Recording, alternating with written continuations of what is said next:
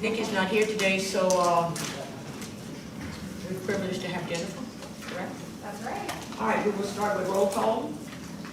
Please, Nate. Dr. Baker? Here. Ms. Faison? Here. Ms. Gazzolo? Here. Dr. Houston? Oh, she just stepped Is out. She's here, but she just stepped out. Ms. Liverpier? Here. Ms. Moise? Here. Dr. Palmisano? Here. Ms. Patrick? Here. Sister Carol? Present. Ms. Troxclair? Here. You have a quorum. Great. So now we'll go around the room, have our guests introduce themselves. Teacher, do you want to start with you? Hi, I'm Deisha Balder with Nonpublic. Nice to meet you all. Good morning, Dr. Peterson, Associate Assistant Superintendent at Community Applicants. I'm Ron Bessie, appointed by Governor Superintendent of High School, Yeah, my board stayed on Lebanon. Ron Stevens, President for Louisiana Publishers Association. Christy Malay, Director of Teacher Certification. Ray Julie, Chief of Staff, School System Financial Services. Kenya Jenkins, Federal Support Division of Federal Support and Grantee Relations. Ken Bradford, Assistant Superintendent, Career and College Readiness. Hi, I'm Jennifer Baird, Director of Assessment and Accountability Administration. I'm Secretary of Secretary and Supplementation of the Diverse Hires. Good morning, I'm Cook, Executive Director for Federal Support and Grantee Relations at the agency. Hi, I'm Stephanie Mark. I'm Executive Director of Career and College Readiness, post-secondary readiness specifically. Kevin Calvert, Bessie staff. Okay, you all should have received the minutes, so I need a motion to approve the minutes. Motion to approve. Mr. Carroll, I need a second. I'm having a brain freeze. Ms. Trustwire, all in favor? Aye. So now we move to item 2.1, consider 3.1, consideration of an update report regarding non-public school federal funding. Is that Brunel? Is that you? I need a motion to receive. Dr. Mail, second, Dr. Baker. It's all yours. Okay, all right, good. Good morning again. All right, so, here we are. Okay. In the middle of our EAMS program. So we wanted to take this opportunity. I know we had the, I might not take this off. Yeah, you're more than 6 feet. All right. It'll soon be 3 feet, so. It's soon gonna be 3. Then the next one will be on Oh, top. absolutely. Absolutely. So, I know we had the EAMS kickoff launch webinar, which hopefully many of you participated in those. And but however, I wanted to take the opportunity to just go over a few areas from that webinar, just to make sure that we are all clear in terms of what we're trying to accomplish with implementing the EAMS program, and to have a more intimate discussion if you had some areas that were still not clear regarding this program. So for our federal program update today, so we're going to start with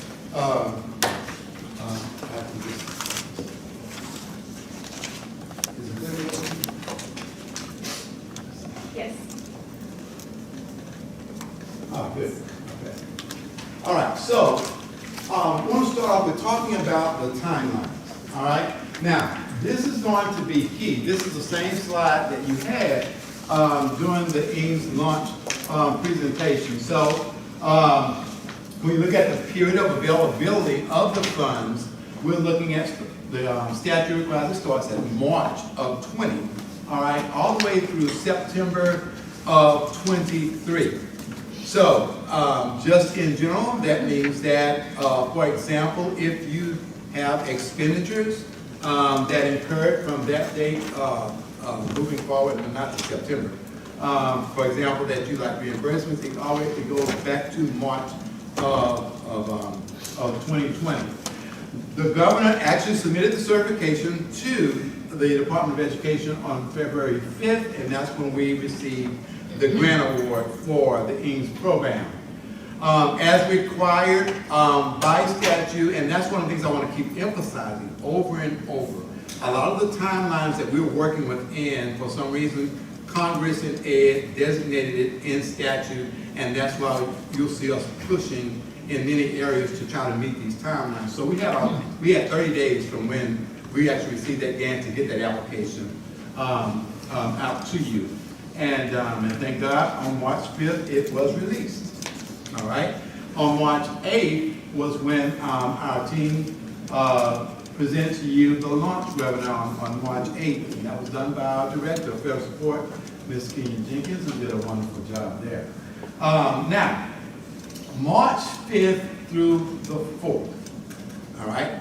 This is where we are now. 30 days from the launch, from the actual release of the application is the time frame that we need for all of our non-public schools to get that application back to us. All right? Now, let me just kind of paint the general picture here. All right?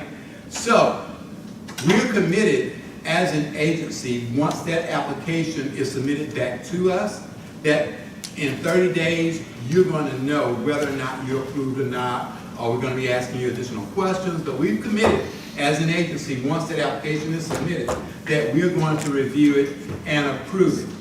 We're working within, for example, a 6-month window, which the statute requires that we actually obligate these funds. So what that means is within that 6-month period, there must be decisions made regarding what we're going to reimburse you for. What are your needs in terms of, is it technology? Is it touchless water fountains?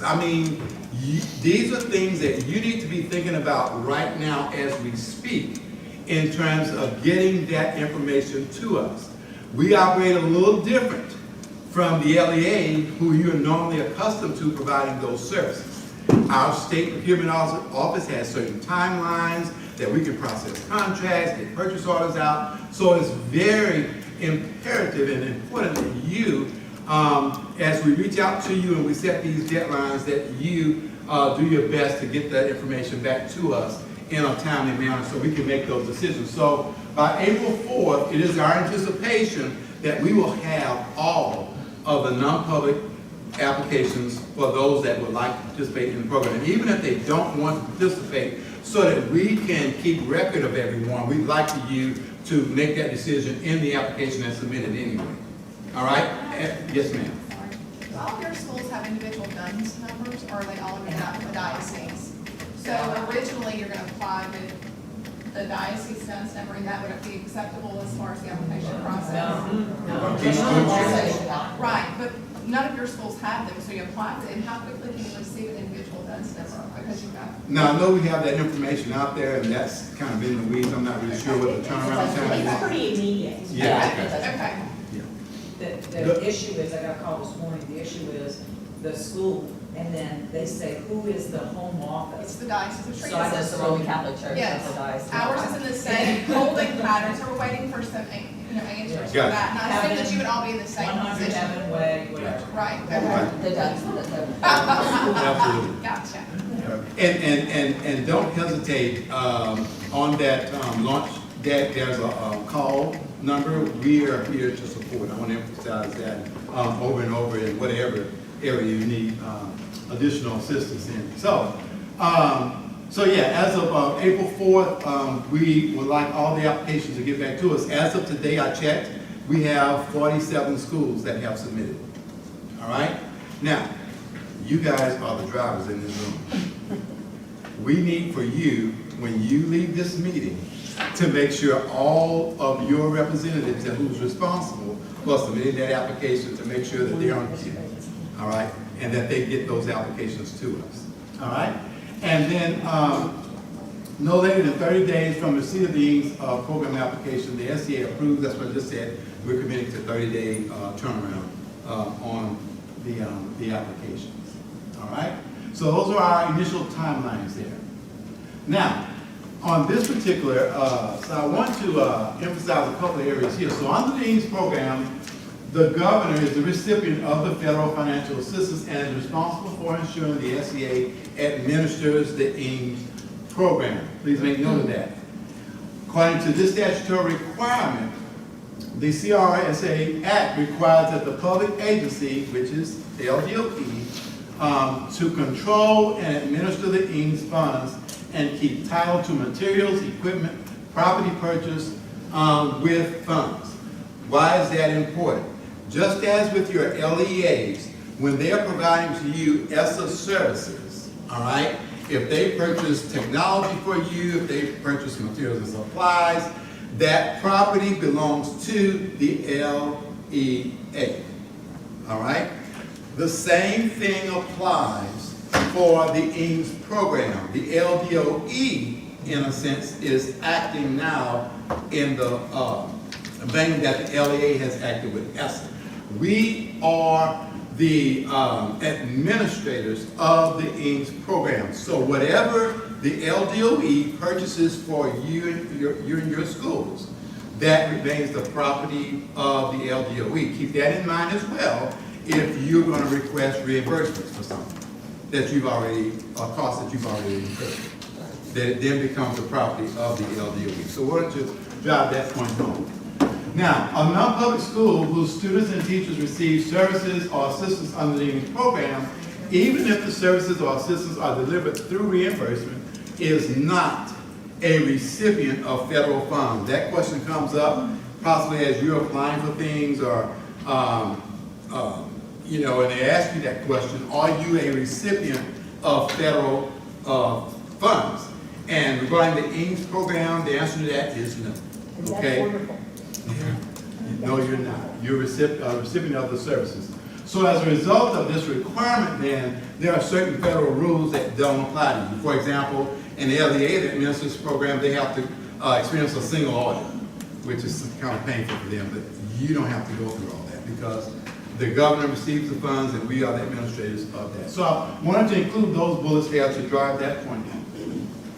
All right, application phases and allocation methodology. So the application is going to consist of 2 phases, all right? And we are currently in phase 1. All right, the first phase of the application serves to obtain the intent of an eligible school to accept or decline the Eames program. So many of you have already, hopefully you've looked at it yourself in addition to the people that are actually submitting it.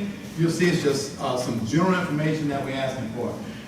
We heard you loud and clear from the last meeting in terms of, can you give us some idea of a preliminary allocation? That amount is in the preliminary release of the application. So a decision to participate in the Eames program must be acknowledged through the application process and based on that preliminary allocation. Some of you said that you may use that amount to determine if you go the PPP route or if you want to go the Eames route. All right. Okay, preliminary allocation development. So the allocation amount is an estimate. Underline that. An estimate of the final data for 1 or 2 data sets. All right, it's not available. So we use number 1, the final student enrollment for 1920 school year. Many of you refer to that as a school classification list or Broomfield Dodd, but there is an enrollment count that you all have submitted to the agency. That's the official enrollment numbers. Now, for the preliminary low-income numbers, we chose not to try to go through you because we had a short turnaround to try to get a preliminary allocation. We went to the LEA, who already had the data that you provided to them for ESSA services, in particular Title I, and we got those counts from them. So with that preliminary allocation, that low-income count then is the count that we received from the LEA. Now, we do know that there are some schools that do not participate in Title I, so they didn't really get that particular weight in their preliminary award, but we're asking in the phase 1 part of the application. So we have the total enrollment and the preliminary low-income count.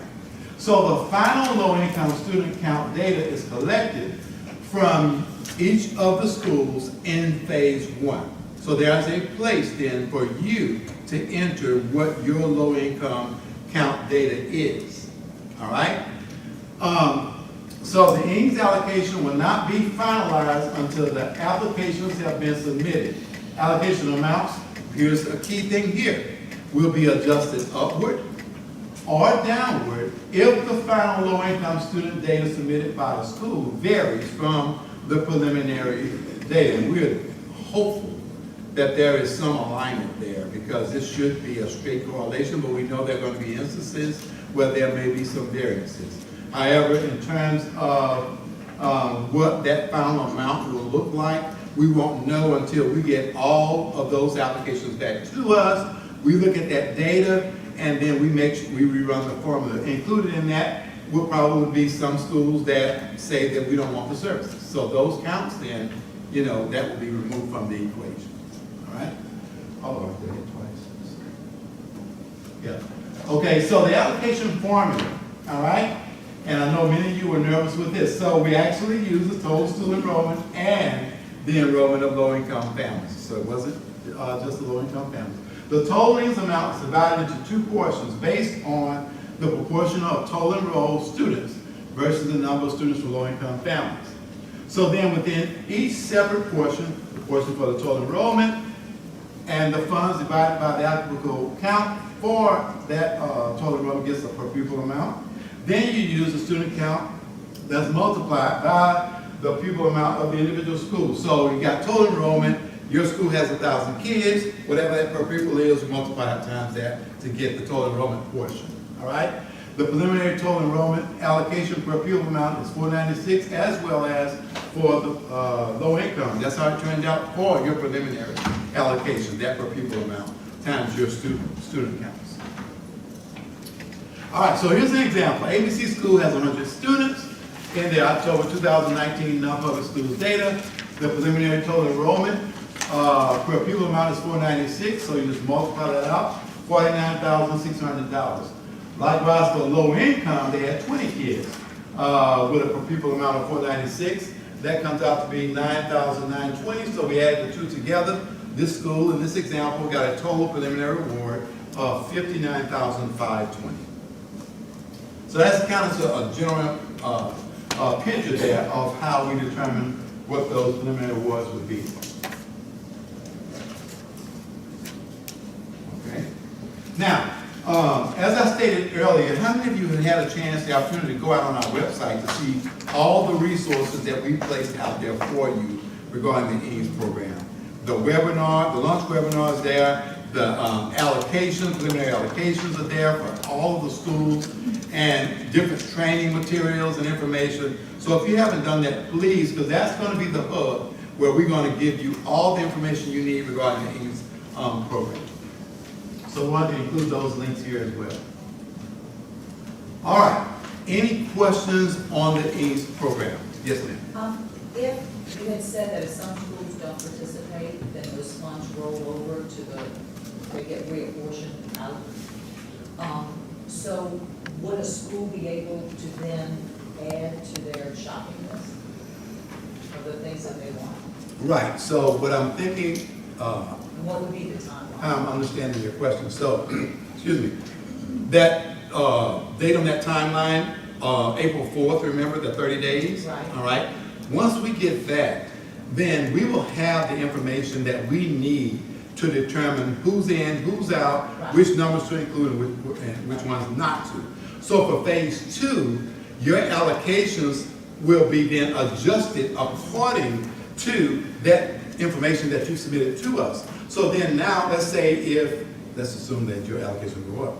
So the $100,000 the school got originally, based on who's in and who's out, maybe that's now $150,000. So for the phase 2, in terms of looking at the scope of services, you're not only looking at $100,000, that school is looking at $150,000 in terms of how the agency will meet its needs and provide those services. So they can have a wish list ready? Yes. So there's not a cutoff where they should actually run beyond the finish line April 4th with what they're interested in? Right, oh, no, Just go ahead, no. so I got that, okay. The principals were asking. Right, absolutely. Yes, ma'am. In regards to equipment, for example, if say Lisa's school orders 50 Chromebooks, for example, of course you place the order, will there be anyone making contact with them about if they may be available for August, for example? Because I know there's a back order on so many things. Ordinarily, they would just simply pick up there and call it local LEA and you say, we're not going to convene yet, or blah, blah, blah. Will there be any kind of mechanism where you know, so that they can send for it? And that's an excellent question.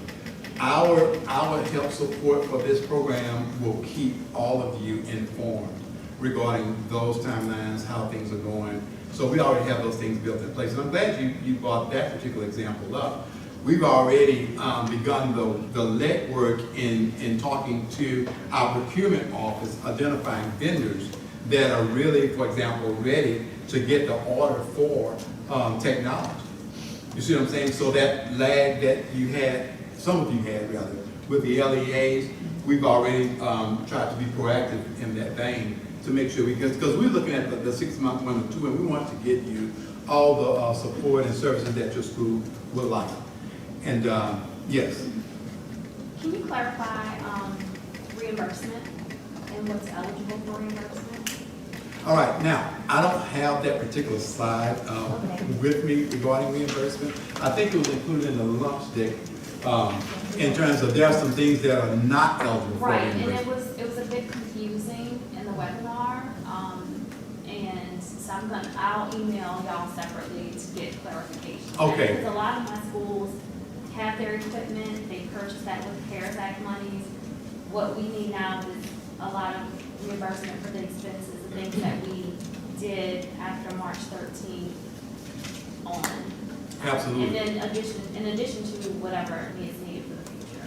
And you're going to have an opportunity too in the phase 2 part of the application process to give us more detail on that. So right now in phase 1, it's like a general overall category, you know, whether it's technology, you know, are you going to have things that you want to reimburse your school for, or things for future purchases? You will state that there.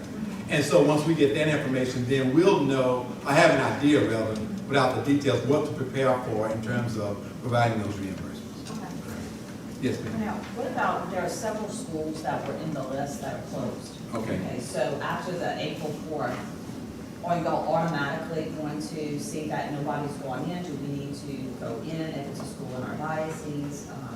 They're closed, so they're not going to be applying for this. Right, so we have that information, but Like their applications. a question back to you is there someone, for example, from your diocese that can go in and say, That's what I'm asking. we're not applying or something like that? Just to, I mean, we'll Since they check don't on our. exist anymore, I Yes. just didn't know how you want. But they won't be included in the equation in terms of final boards. They'll be They're removed. fine, but they are now. Okay. Yeah. Great question. Yes, sir. Good. I have 2 schools that went ahead and got PPP.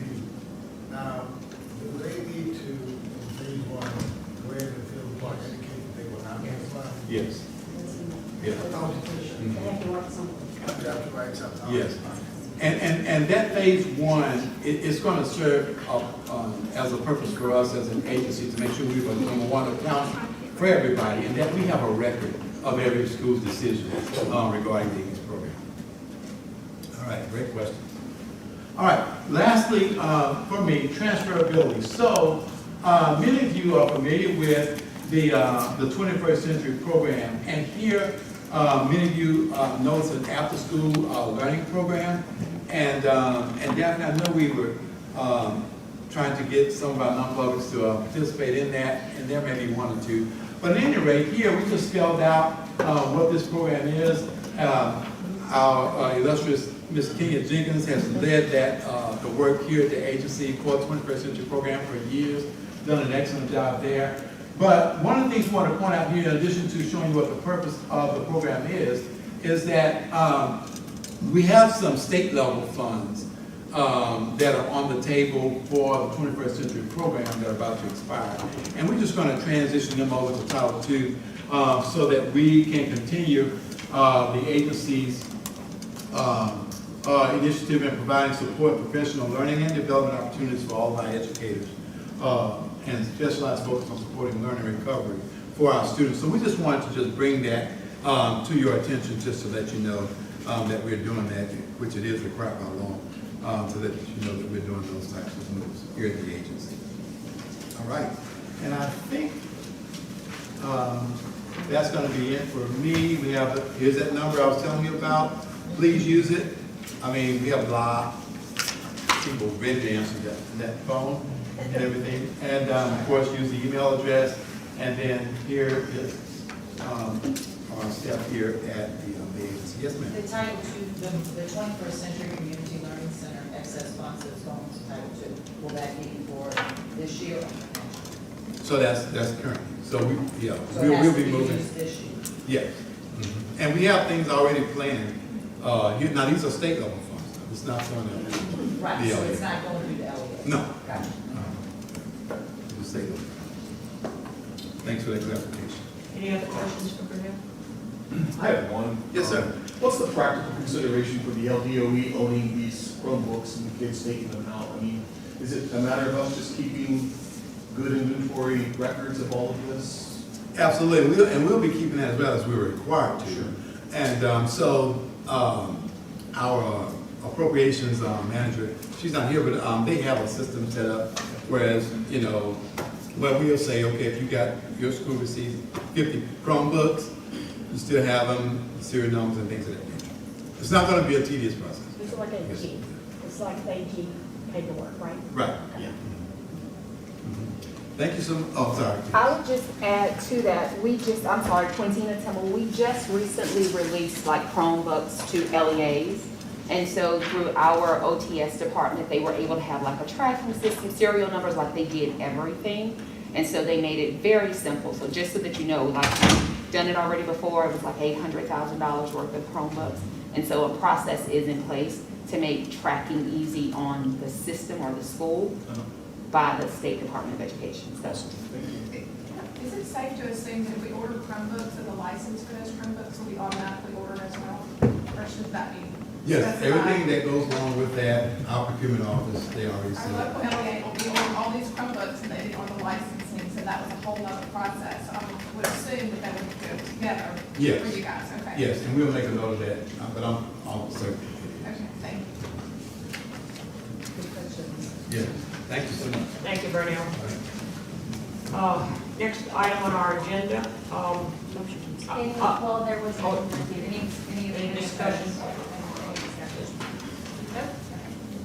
Okay.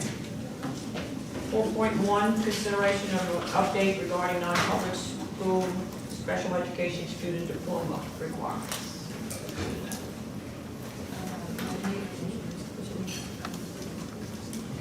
Do I have a motion to receive Dr. Mellon? Second? Second. Elisa.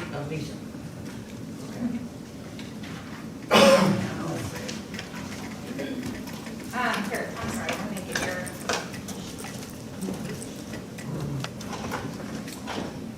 Oh, you know? Thank you.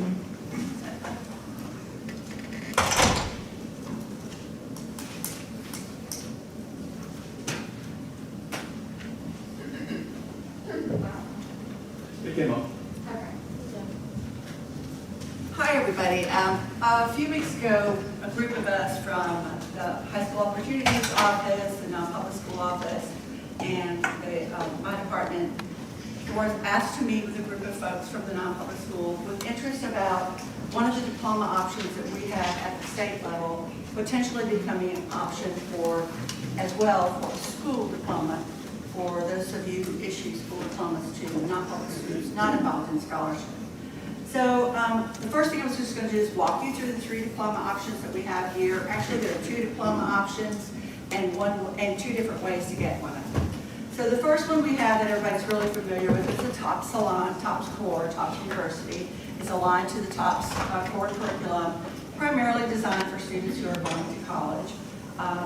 And we have assessments tied to that diploma. They have to pass one of each of the 3 subject pairs. They have to participate in all of the high school assessments for 6 courses. We also have a Jumpstart diploma that's designed more for students who may potentially be going to a technical college or maybe going to work directly out of high school. We have kids that have come out of high school. It's wonderful to see with a level 3 welding diploma. They're going to walk right into a really nice, high-wage, high-need job. And so we still have assessment requirements around that. They still have to participate in all of them, all 6 of them. The only difference is in Jumpstart, some of our kids will not take geometry, so they don't have to take that assessment, and they have to pass them. The other option for our Jump Start diploma was designed for our students who participate in our alternate assessment. So in Louisiana, we have a alternate assessment aligned to the Louisiana content standards, actually aligned to what we call the connectors, which are the standards for students with significant disabilities. And the students they have to participate in alternate assessment. That's a federal requirement. But they also are eligible now for a diploma it's called Jump Start, but it's designed just for this group of students who participates in alternate assessment. And in Louisiana, we're supposed to not exceed 1% of our total population participating in that assessment. So we have criteria around who can take the test. Because we have criteria for who can take the test, that criteria applies to who can actually be eligible for this diploma.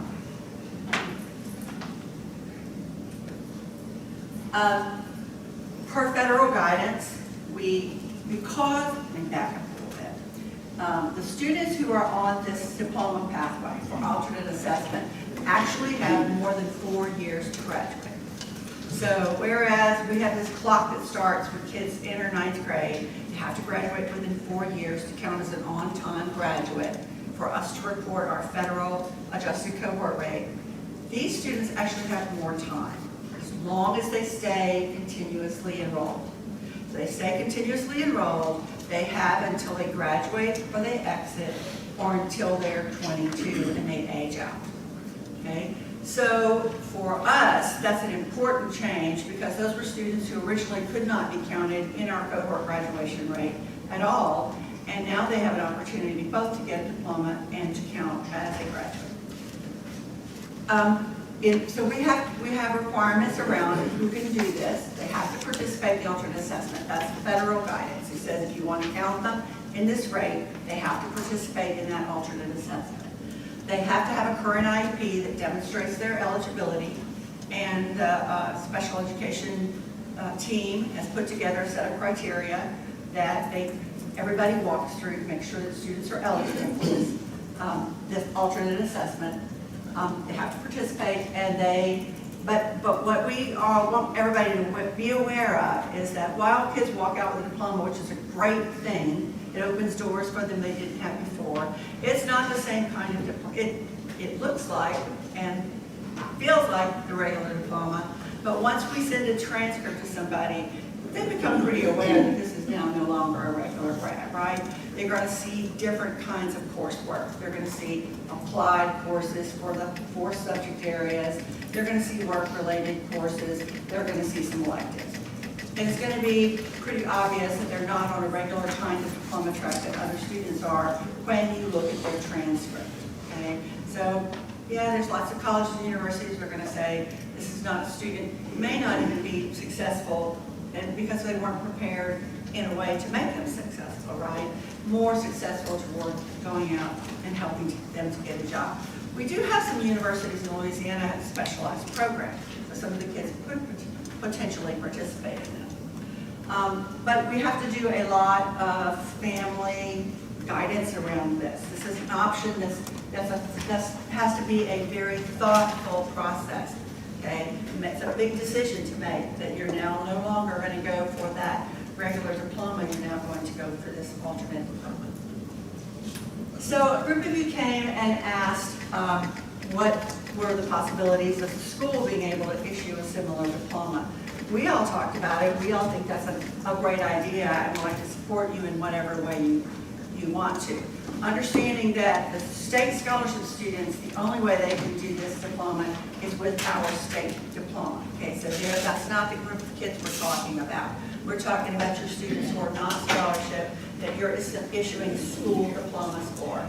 And this possibility that you would have a different kind of diploma that would be more aligned to students that you have that are pursuing a career and are not able to get through the more difficult Florida subject areas. So our LSP kids would not be eligible for this proposed alternate diploma option? Your state scholarship students are eligible for the state diploma, so they would have to follow the same guidelines all of our students follow. That means they have to participate in Reconnect, they have to have an IEP or service plan, whatever, however you do it, that shows they're eligible, okay? And so that would be, they have to follow the same guidance. The school diploma, you have more options. This is something for you all to discuss.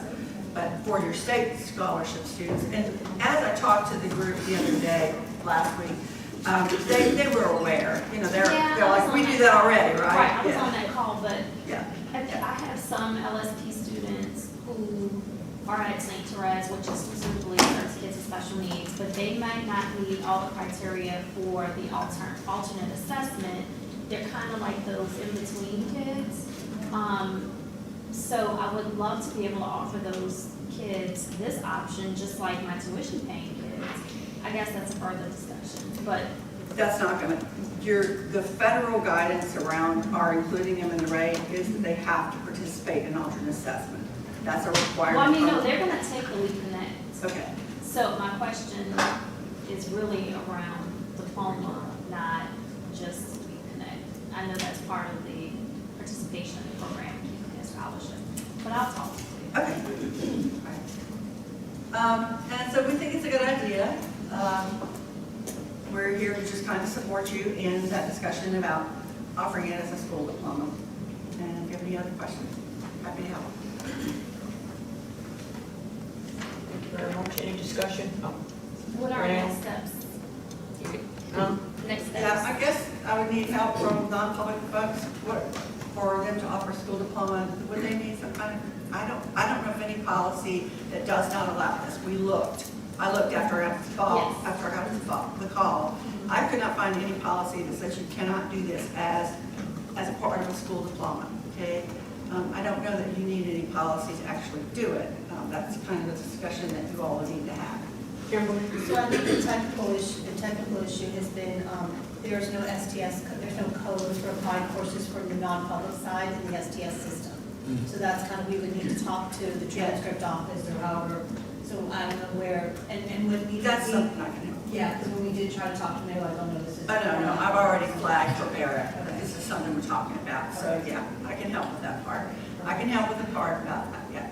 I guess we would, maybe what would be our next step is that I could provide for you some of the courses that people use, like the applied 1, 2, 3, 4 English and that kind of thing. That might be helpful. That's great. But we can manage the transcript changes that need to happen. Okay, and then I think we probably also would need some PD for our schools that serve this student population on the Leap Connect, because we've never been a part of that process before, correct? Yeah, and I guess we talked about, Dr. Houston, correct me, but we talked about the possibility that you all would use maybe even a different kind of assessment. Yes. Since Well, that we're wouldn't talking about necessarily- this scholarship. But bucket. scholarship, for yes, scholarship. we need- Absolutely. but we're not scholarship Yeah. students. Okay. Because we have kids that fit in that same bucket. Yeah, so So- the Leap Connect window is over, so we're talking about for next year. Yeah. My child is a special needs student in one of our Catholic schools, and I pay for her to take the Leap Connect every year, just because that's something I want to have, that data for her. Keeping in mind that maybe that high school diploma, eventually she's in 7th grade, would require that Leap Connect assessment. I guess the other piece was us working on a program of study to submit to you all, and I don't know who approves that, Yeah, do you all have an approval process for the program study, right? for our regular students, Yeah, we do. we will be navigating this with you all and make sure, like, we'll go back and make sure that we know all the steps that you all need and get that information to you all in terms of what are the next steps, what we're gonna help you all with, and then specifically how we coordinate with accountability around all the different points and the professional development. Yeah. We'll be glad to support you along the way. We think this is a good idea. It makes sense that you have something similar for the other students. Thank you for your help. You're welcome. Thank you, Jen. Any further discussion? We'll move on to 4.2. I don't know who's speaking to the report regarding Carnegie Unit Credit for Health Education. Anybody here to speak on that? No? I'm sorry, I don't, you didn't tell me. We changed that last spring. It was changed last spring. I thought, Do we have anyone here to discuss this from the department? clarify it a little bit more. Dr. Peterson, do you know? I don't. Typically, that would be my diploma that discusses that, but I was not free for this agenda. This will do. Well- Does anyone know what the context is? Yeah, the context is, in Bulletin 741 non-public, for some bizarre reason, it said health must be taken at the 9th grade level. And we have a number of students who qualify, who may take that half credit in the 8th grade. Yeah. And so we approved that, and it worked through and stuff, and Bessie and everybody else, but we've never received that change. Yeah, correct. It And I hasn't think, been updated in the bulletin. No.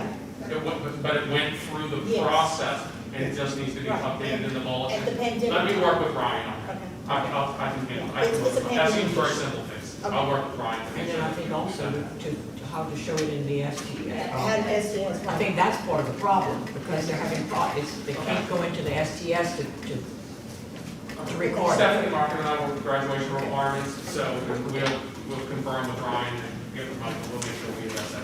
Yeah, that's it, that's on. Thank you very much. Okay,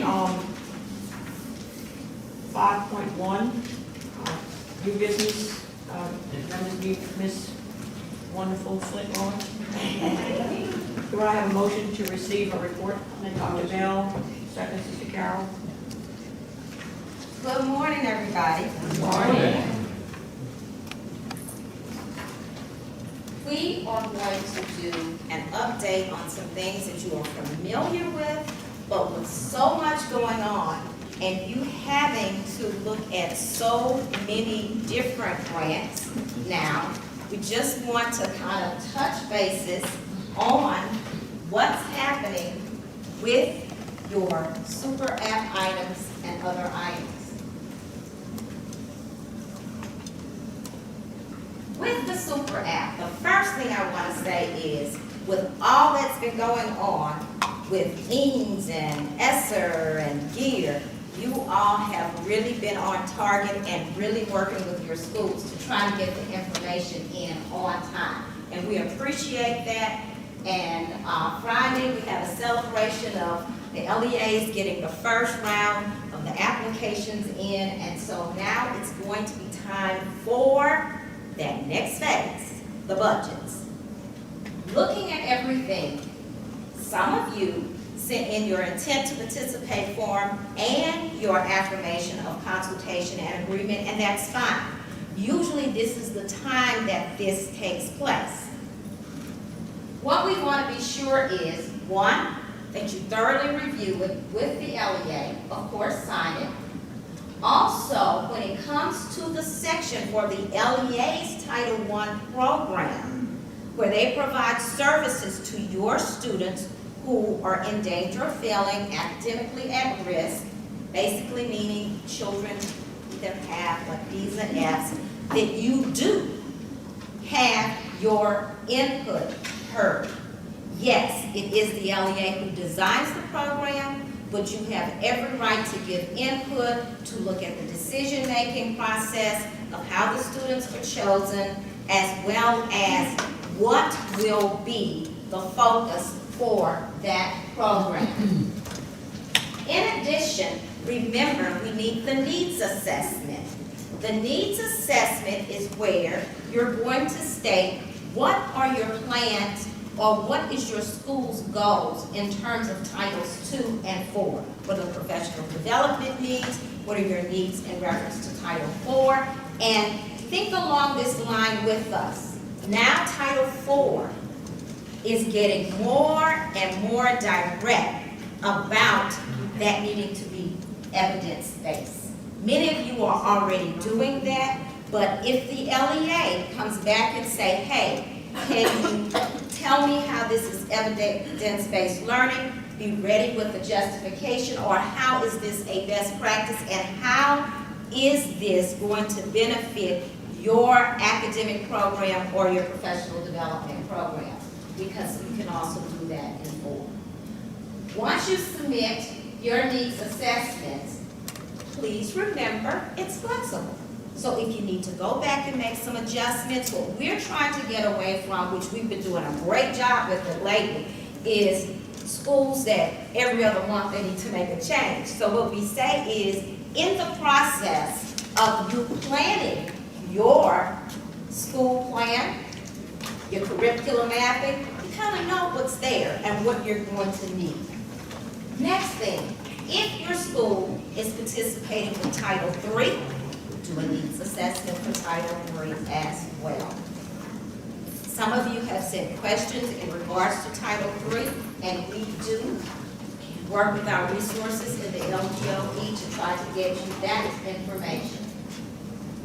As I stated, be sure you discuss all bullets that are related to the affirmation consultation. But here's the next biggie. Your budget. Look at your budget. You should have ongoing budget meetings about where are we with our CARES, with our ESSA, with our GEAR. Where are we? Which funds have been expended? Which funds are obligated? What is my balance? Remember, sometimes the balance that you have may be different from the balance that the LEA has. So you want to have those meetings.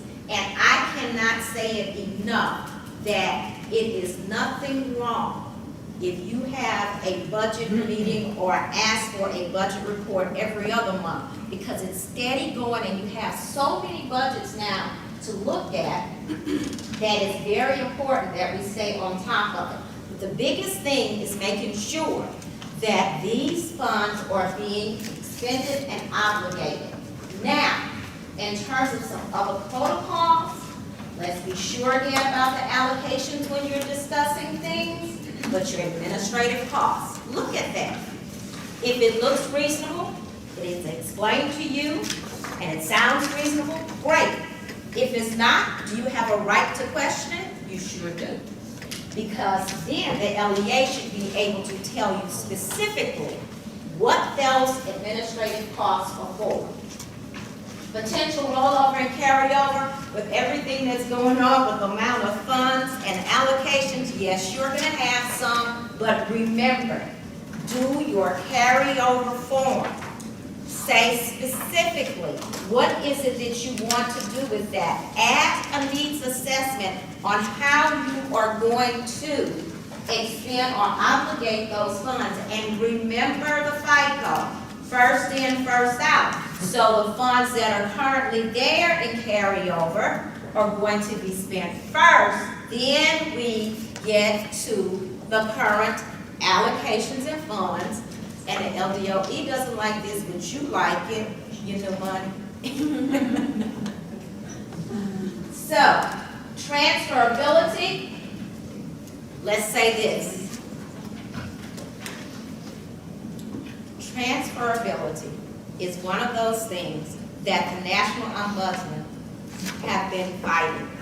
We do not have a response from the United States Department of Ed. But you need to know that every time we have that opportunity to speak on it, we are speaking on it. But transferability at this point is real, and the LEAs can. Well, what must they do prior to transferring any funds out of Title II and IV?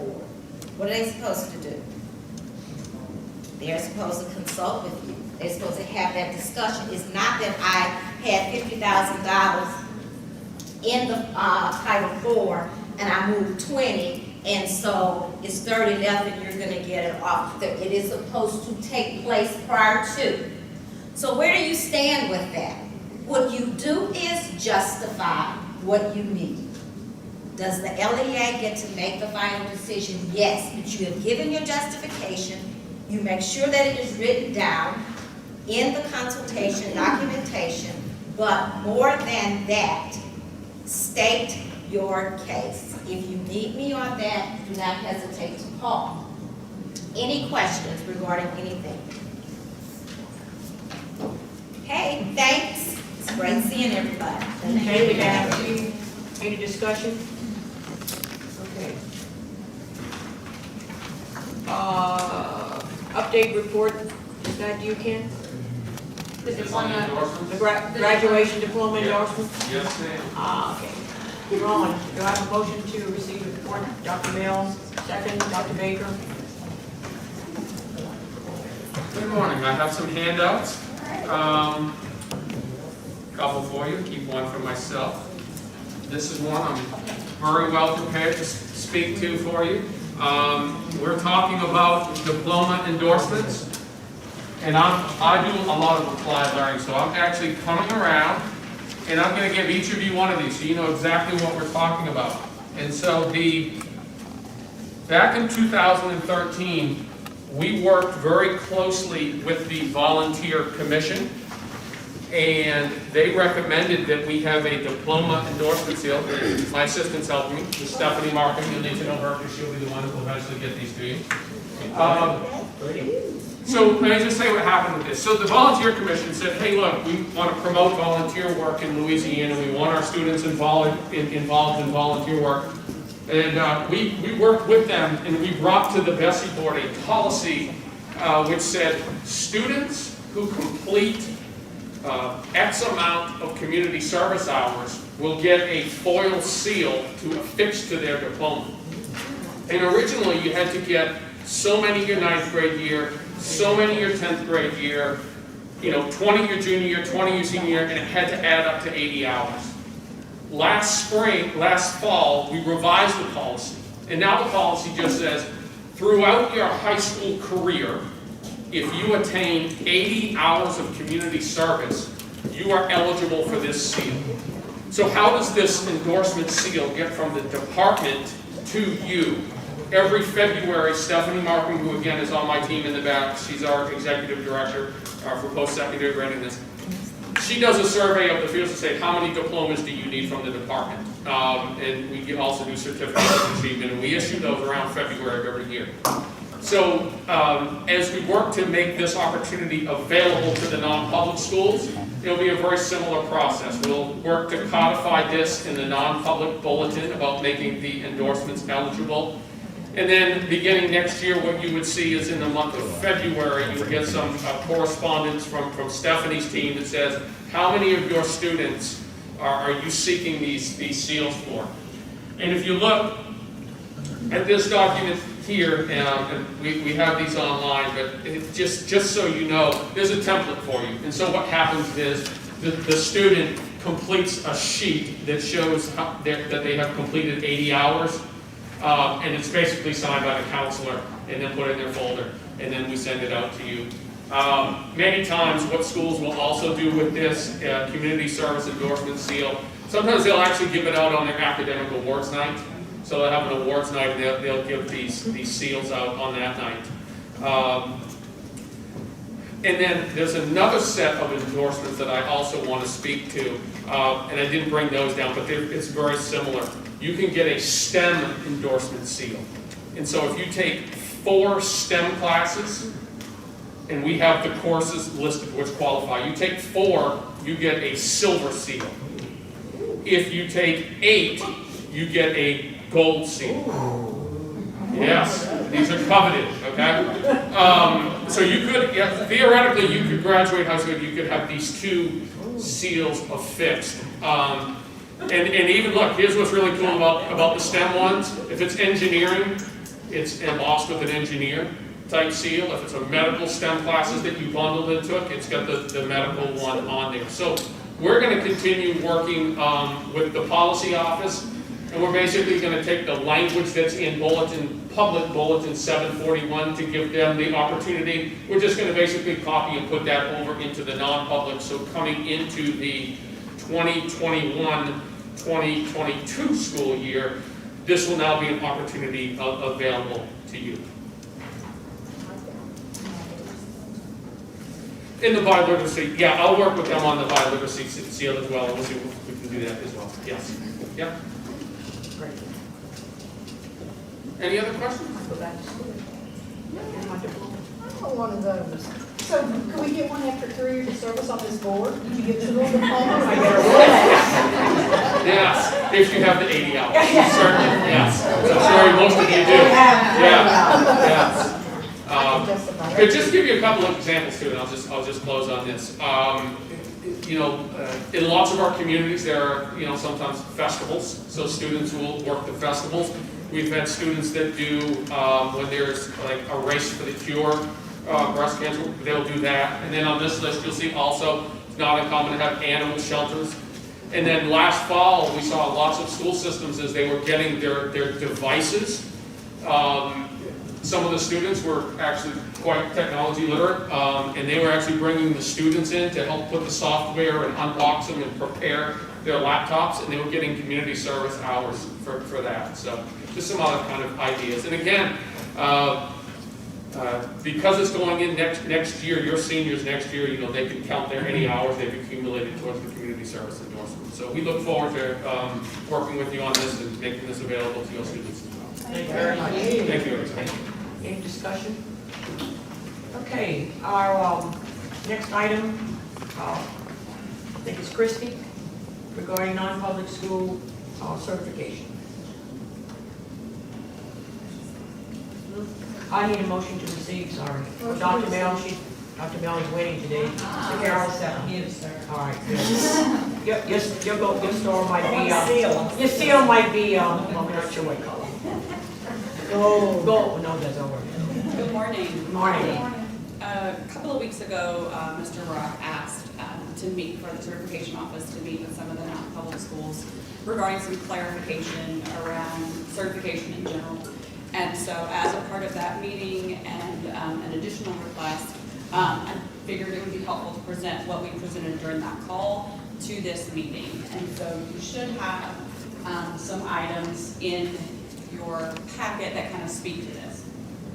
Just to clarify, there are 3 options that an educator has to meet non-public school standards. So in the non-public school system, they can either meet non-public school standards or they can hold regular standard certification. And so these are the 3 options that an educator can fall under to meet non-public school standards. The first option is, of course, to hold a valid Louisiana teaching certificate. That's pretty simple and easy. The second option is if they have a bachelor's degree that actually is in the major or an associated major with the coursework that they're teaching, and then also have the 12 hours of knowledge of the learner coursework. If they have all 3 of those, they technically meet non-public school standards. There's no certificate required. It's just documented. I believe it used to be documented on something that you submitted to the state years ago. I'm not sure if that's still submitted or not. But they are considered to meet non-public school standards if they have all 3 of those options. If they have the first 2 and are just lacking the coursework, then it would be option 3. They could be issued a non-public temporary or non-public T by us, or some of the diocesan schools issue that NTTA while they're getting that coursework completed. They would typically hold that for 2 years, complete 6 hours the first year, complete the next 6 hours. After that, there is no certificate at all that is issued. They would be considered meeting non-public school standard.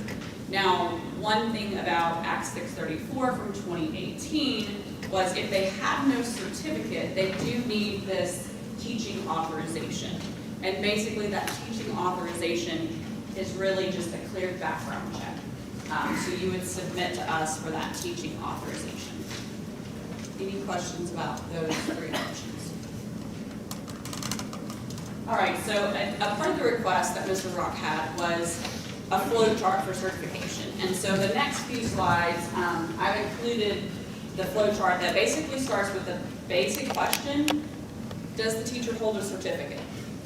It's kind of like playing chutes and ladders, but hopefully looking at all the different yes, no options. I tried to create that flow chart that, has all the basic scenarios. Do they hold a certificate? Is it still valid? Those types of things that kind of show you what you would do.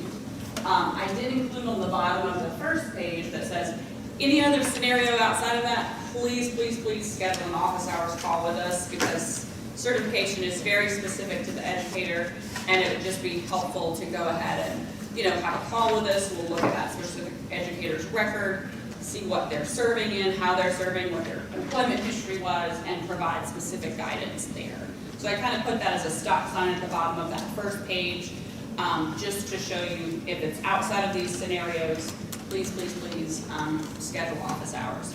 And I believe there should be a full-page, full-size PDF of that flow chart in your packet as well. And then on page 2, there are some other questions about meeting the non-public standards. So the first page typically is about standard certificate, what they hold. And then the second page is, do they have like a non-public certificate? Are there any questions about the flow chart itself? It's a lot to go through. I just figured it would. Can you send this to us, so we get access to these actions? Is that I believe. The last sheet is. It should be, I see the last sheet. I can send you the individual document. They're, Yeah. Yeah, absolutely. Also, should be included with your document as well is another PDF that just has 2 basic columns that should say, this is how they meet non-public standards, this is how they meet certification. So I'll move on to the standard certification piece. Typically, an educator would hold certification in their teaching area with a standard certificate. And through the certification bulletin, there are a couple of options there. There is the non-public or asterisk certificate, and there is the standard teaching certificate. So you have a level 1 issued to someone right outside of their teacher preparation program that's submitted by the preparation provider. It's typically valid for 3 years. They can teach in either non-public or public setting. To move to the level 2, in a public system, they would have 3 effective evaluations and 3 years of experience in their area of certification to move to level 2. The level 2 asterisk is similar to that in that as long as they've had 3 years of experience in any non-public school, which is a recent change, and they've been evaluated by their principal as the evaluator, as long as they have those 3 years of effective evaluations and 3 years of experience, they can move to the asterisk certificate. And so sometimes you'll have educators that we call them hoppers, lovingly. They'll, go, they may move, or they may decide this school is, more to their talents, that type of thing. They'll go back and forth. So they can move from the level 2 to the level 2 asterisk, vice versa, back and forth. I was one of those actually myself. My husband's job took us all over the state, and so I hopped back and forth as his job, required. So those are the standard certificates, and just one thing I noted at the bottom is they can serve in either the public or non-public on either one of those certificates, whether it's asterisk or not. However, the renewal requirements are different, and so as long as there's validity on the certificate, once they meet the requirements for whatever environment they're in, for example, non-public, we would ask that they move to that asterisk certificate, or vice versa if they're going back, if that makes sense. Some other items I wanted to talk through that seem to be a little confusing for some folks are the non-practicing and operational roles. That's an option to basically freeze the validity of a certificate. Non-practicing is typically used when an educator is no longer serving in the education community on that certificate. For example, I get pregnant, I go home, I want to raise my babies for 5 years till they get into school. I want to preserve the validity of my certificate, I'm going to freeze it. That request must come from their last employing school system, because you as the school system would be verifying, yes, this is the date they last worked in education. And so you may have educators that leave you that will ask you to facilitate that request. Non-practicing applies to both leader certificates and teacher certificates. Ask quickly, have you ever streamlined or changed it all from the last 2 years to out-of-state certificates? People out-of-state coming to Louisiana, it was tedious. I guess. Streamlined. Have you changed it anyway in the last couple of years? We have changed it. Out-of-state typically is applicable if they have a teacher preparation program out-of-state. They're going to need to submit their transcripts. If they have that teaching certificate, they would submit that. But some of them don't actually get the certificate if they don't ever intend to teach there. So we would need to see the transcripts that show student teaching or internship. If they already have experience, they can get that verified and they can get right to a regular level. But typically they can apply on their own as an educator and they would just receive eligibility. We don't want that validity to tick away on them because it's a non-renewable certificate. They would have to go to TSAC if it ticks away without them actually being employed. Or they can wait until they're actually employed and then you as the employer would submit it on their behalf. But they don't have to have the exams required to be able to be issued that out-of-state certificate. Does that help? Yes, yes. The other role that we were talking about is operational role. That is for teaching certificates.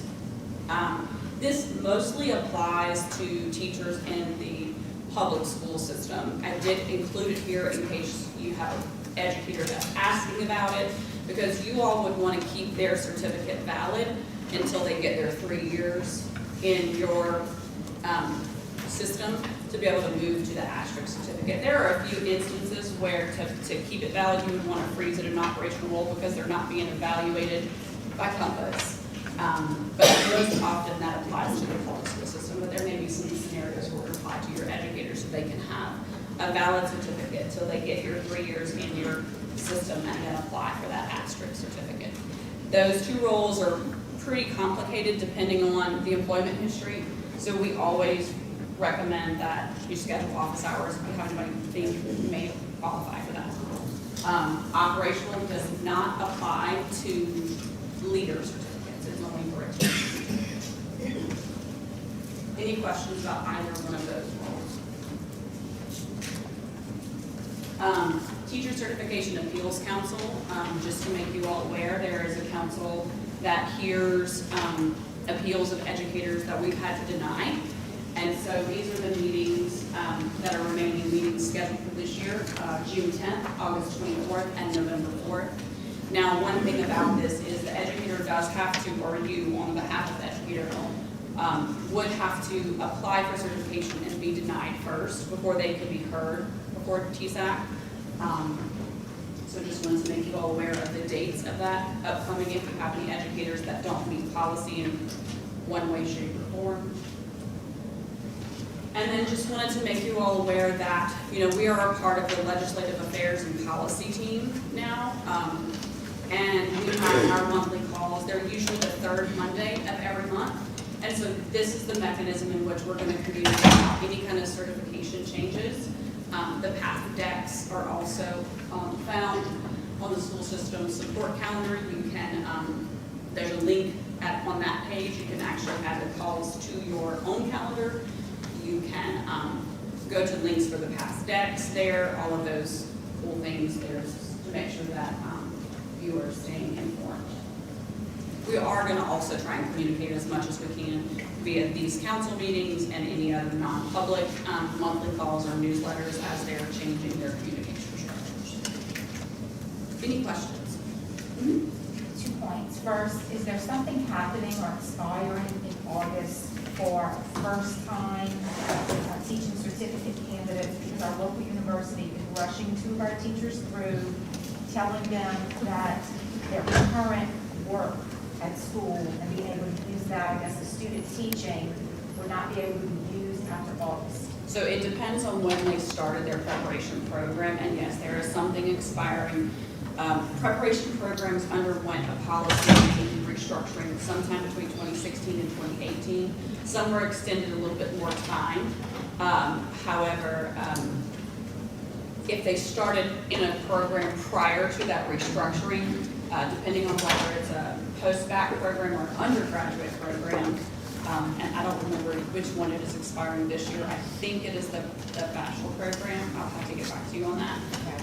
But one of them is expiring on August 31st of this year, and the other program is expiring August 31st of next year. So if they started a program prior to the restructuring, they have until those deadlines to complete that program. If they started in 2018.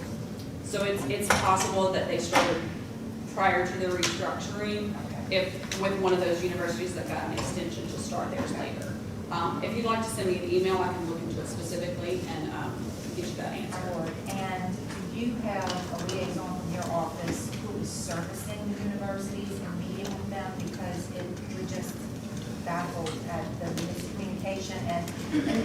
things like, we don't take transfer courses like adolescent psychology. So I have a teacher right now with a PhD in English, was basically being told you can't get certified in a timely. It was easier for her to go get certified out of state for secondary and transfer that to Louisiana than what was happening.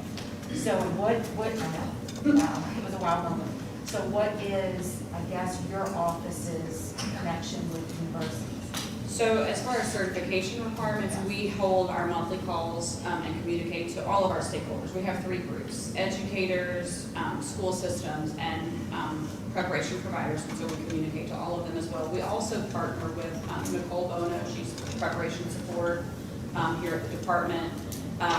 Sarah Delano is preparation policy and her team. So we do try and communicate out. Those are some folks that you can always put at university or someone in touch with here that we should be able to help communicate that out. We are working on all of our communication, increasing it and making sure, across the department, making sure. And they have changed staff also, which has been a huge problem. Right. People were coming in out of their office. Right. Same people, same program, just Right. We have, in the certification office, we have the option for office hours for both you as a school system, also for preparation providers. Those are the 2 stakeholder groups that we have the capacity only to provide it to at this time. We're a little understaffed. We're working on that.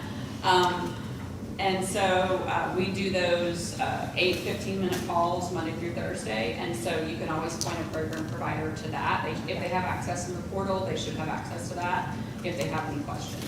Those are pretty full most of the time, so hopefully we can communicate that way if it's a specific scenario. I know that the teacher supervision, the supervised teachers coming in here was extended before the mentor certification. Can you give us a little bit of information on that, when that's going to go into effect? The policy that was recently adopted last week. No, that's what I'm asking. So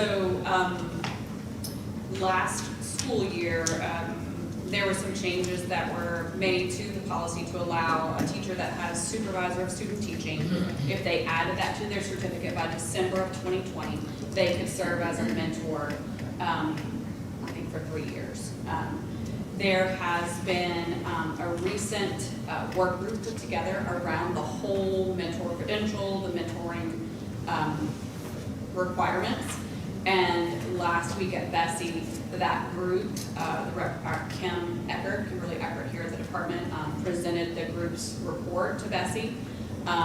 Bessie extended, so far out of the recommendations that they made, the 1-year waiver for the provisional, or 1-year extension of those holding the provisional mentor certificate for the next year, and the waiver process, I believe, for next year.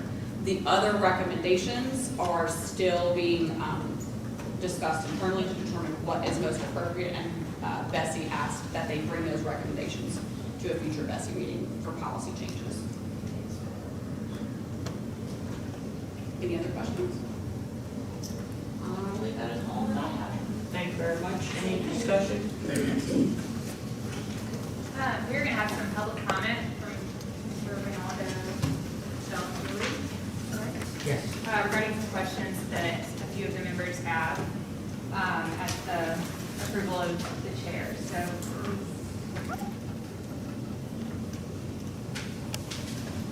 How's everybody doing today? So I understand there was an issue with our accounting system. This past year, we transferred to a new McGov numbering system. Originally, we had just vendor numbers, and that was how allocations in EGMS were paid out. This past year, there was an issue that was brought to our attention that a school was receiving their grant payments to their FNS account. We did additional research, and we found that there were 4 schools that had that similar issue. The issue that we are having on our end is EGMS only allows payments to sites for a single vendor code. So we are having to work with our EGMS team to extend that ability so that way all payments that are supposed to go, for instance, to a diocese and the non-public school salary supplement is supposed to go to their FNS site code, that we have the ability to pay both through the EGMS system. So that is currently under development, and that's where we stand at this time. Yes, ma'am. I was one of those who had that problem, big time. When you say under development, will it be taken care of? We're supposed to receive our required services, second supplement, in March. That's what it's been for the last several years. Unless we have a heads up that it's being deposited by the end of the week, and we can keep watch on that to see if it's there, we won't know that it went down the street to child nutrition. So we're going to need some help through this process so we can help you. Because Tommy found his yesterday. Yeah, I found mine 4 days ago. You found yours. I got mine. Child nutrition Trauma. And this is not a new problem. I've received my EEF payment in the school food nutrition office, like every year for the last 3 years. I think last year was actually the first time it came to our account. And this year it came to our account. So this is not a new issue. This is something that has been happening for some time. I think the way we resolved it, Sister Carol, was one of my our accounting staff members actually reached out to whatever arm it is here that actually makes the payment. And we corrected the account number like every year after it happened, and finally it kind of kicked in, and it didn't default back to the original school food nutrition account. Well, what I found so interesting, the first of February, I received my HE funds, and they were in the right account. And then 2.5 weeks later, my EEF money went to China. I don't know what happened. And so luckily, we were in the kind of the same building, sort of. And so, of course, now I got to go to the auditors because we had to write a big check out of there into the diocese. And so that's just an issue. Now, I aggravated poor Beth for a week and a half. She kept telling me the bank wouldn't recognize me, and they said, we don't have it. So I said, we got to figure out what's going on. So she asked you to help me, and you did. You sent me the information. I said, well, first of all, it's the wrong tax ID number, and it's the wrong vendor number. Luckily, I kind of remembered that was my other number for the department. And so I went to them. They were expecting their salary supplement. They didn't hope, because, with the OSRAP, you could just pop it and he showed you everything. With this one, you got to go all over it trying to find a little hand to open it up. And so once we did that, and she could see it said EDF, so then we began to transfer the situation. But had I not stayed on that, I'd be really calling bad names to Kay, Dr. Grumley, because my people started aggravating me in January, have gotten me at money. So that's not the point. It's that had I not, and Beth told me, she said it's going to be dispersed on February 25th. She gave me a heads up, or I'd still be playing like we did during the pandemic. Are you going to do it or not? Well, and I actually would do too, but Sister Carol called me and said, hey, did you get your EF? You might want to check in. And I'm the same way for the last 4 years. It's ended up in school food services. And it does create a big issue with auditing, both internally from the diocese, of why is school food services running through a check? And also then on the school services side, there's got to be great documentation for them on their side of their federal partners. So, Yeah, we understand that, yeah. Unfortunately, we did not know about the limitation in the EGMS system until this past year when we transitioned to the LGov numbers. When that was brought up by Sister Carol, we went through the entire allocation and we identified the 4 other issues that were in that. So for the remainder of the year, we're going to do single payments out for the required services for EAF, AG, or any of those other grants that you'll be receiving payments for to make sure that they go into the proper account.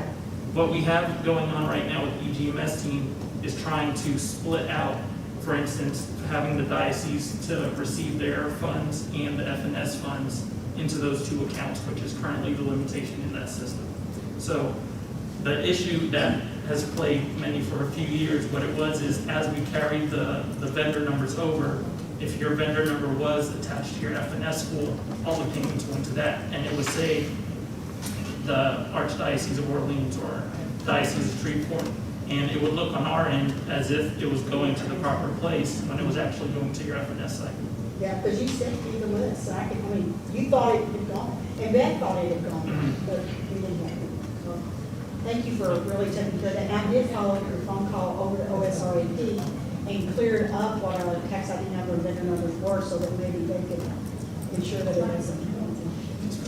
Do you have any idea, you or Kenya, when required services will be allocated?